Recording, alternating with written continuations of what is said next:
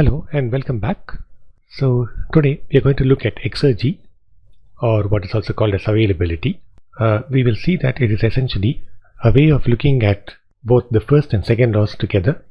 So we will look at mass and energy conservation and also combine it with the second law and use it for analysis. So we have looked at available energy earlier, but we just have a recap of it before we go ahead because it is connected to it. So let's say we have a reservoir whose temperature is T and it has some amount of energy Q which it can give out as heat. So the question is, how much of work can you get from this energy which is in the form of heat? So the maximum energy we can get is if we use this reservoir and run a reversible heat engine from it. So that is essentially shown over here. So we take this reservoir, put a heat engine between the reservoir and the environment, and then we can take the Q amount of heat, get some work which is W reversible, and we will need to reject some amount of heat Q naught, which is according to the second law. So if we have an environment at a temperature of T naught, then what we are rejecting we are calling as Q naught, and what we are getting in we are calling as Q. From energy conservation, taking all of these as positive, as in taking the absolute values, we see that W should be equal to Q minus Q naught, which is what is written over here. So if it was run reversibly, we'll get this much amount of work. As far as entropy is concerned, if we are running a Carnot engine, what we know is that the ratios of the heat transferred to the temperatures are equal. So Q by T is equal to Q naught by T naught, and we know that for a reversible process, del Q by T is essentially ds.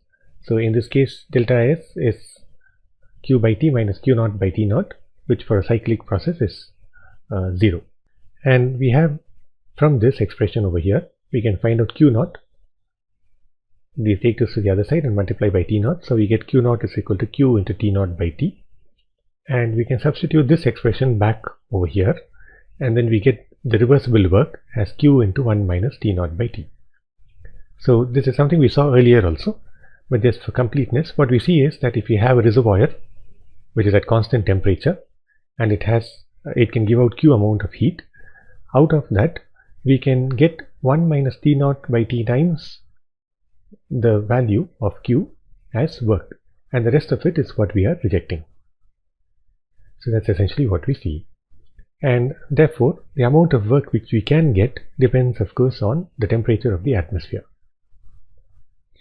We have also looked at this earlier, but just to look at it visually, this entire region under this temperature T represents the amount of energy which is available in the form of heat from the constant temperature reservoir. Whatever is below a temperature of T naught is what is not accessible to us.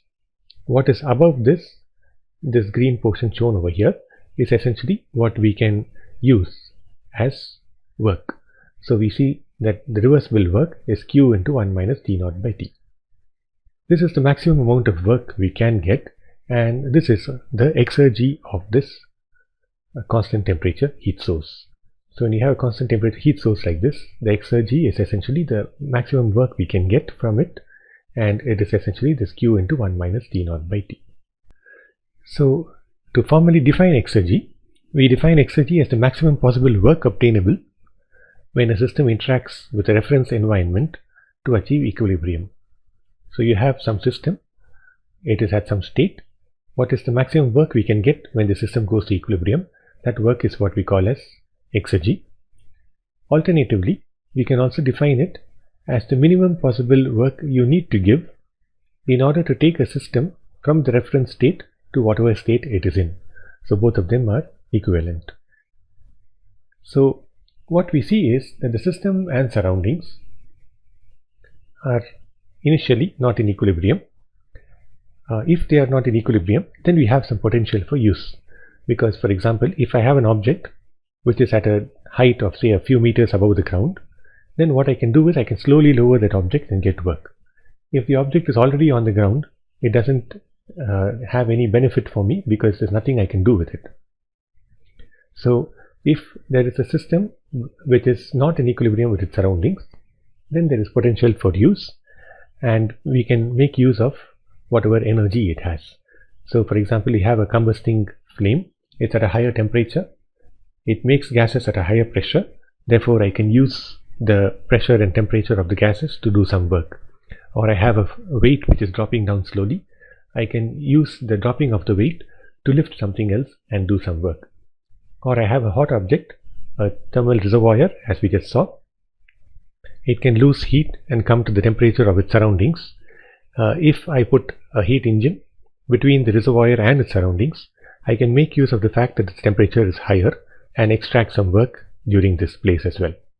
So therefore, if this system and the surroundings are not in the same state, what I can do is I can make use of the difference and get work which is useful.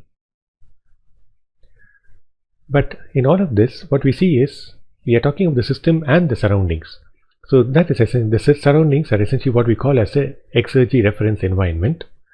So what we see is you have the system and you have the surroundings, and even in the surroundings you can possibly sort of differentiate it as the immediate surroundings which may be affected by the system, and then you have far away from the system the surroundings which are undisturbed.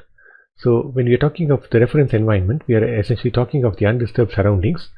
We are assuming usually that the surroundings are large and uniform, and we are usually considering simple compressible systems.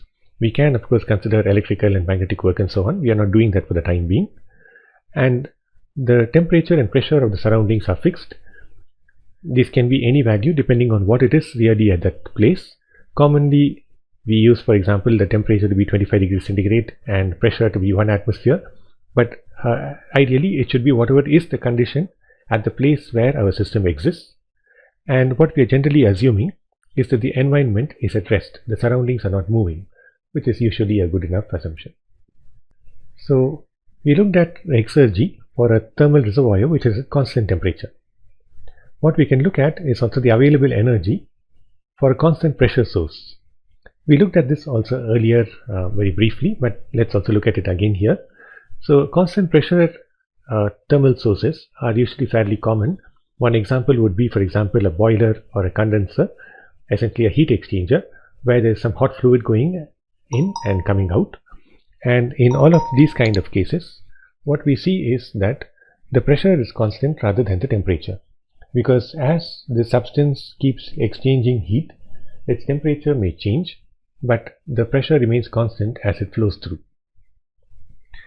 So for this kind of a device also, if we want to extract out the maximum work, what we would need to do is to run a heat engine between this device and the surroundings, which is what is shown over here.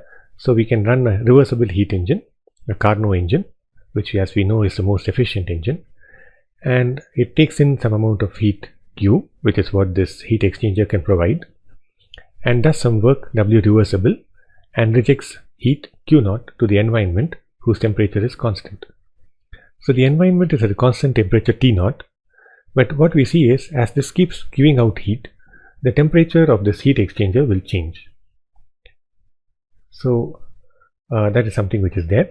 But if you look at energy, the first law, like in the previous case, what we see is that Q is coming in, Q0 is going out, and W is going out.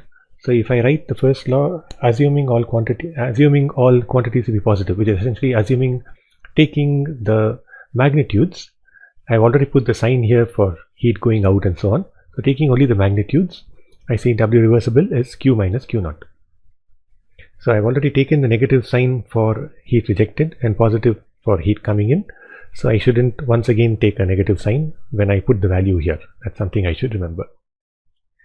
So the entropy change for this cycle, this also is a Carnot cycle, is given as this expression over here. There is a catch in this case though. The temperature of the substance in the heat exchanger is constantly changing. Therefore, I cannot run a one Carnot cycle. I need to run a sequence of Carnot cycles between different temperatures. So I'll show you an example here. So for example, let's say the temperature of the reservoir is like this. It is changing. So what I can do is run a small Carnot cycle for this rectangular region. It takes in heat at temperature T, which is corresponding to this value, and rejects at T0. After a little while, it takes at a slightly higher temperature, some T plus small something, and rejects at T0, and so on. This Carnot cycle here takes in heat at this temperature, which is quite a bit above T, and rejects at some temperature T0, and here it's even more. So what we see is, unlike in the previous case, we cannot directly take Q by T because T is changing. So what we need to do is take del Q by T and integrate, so that will give us the value of what we are getting in from this constant pressure heat source. So if I take delta S, I put a small symbol here. Again, delta S, really speaking, is change in entropy, but in this case I am just taking it to mean S2 minus S1. I am taking it as a magnitude. So this symbol here is just to say that it's a magnitude of change in entropy. So the magnitude of change in entropy is essentially a cyclic integral of del Q reversible by T, which is equal to Q0 by T0.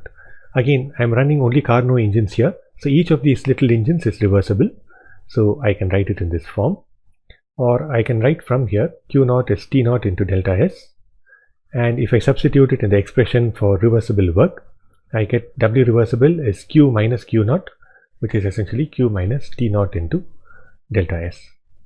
So this expression, which is the maximum work I can get when I have a constant pressure reservoir which gives out amount of heat Q, is also what we would call as the exergy of this reservoir, and we have the expression for it in this form.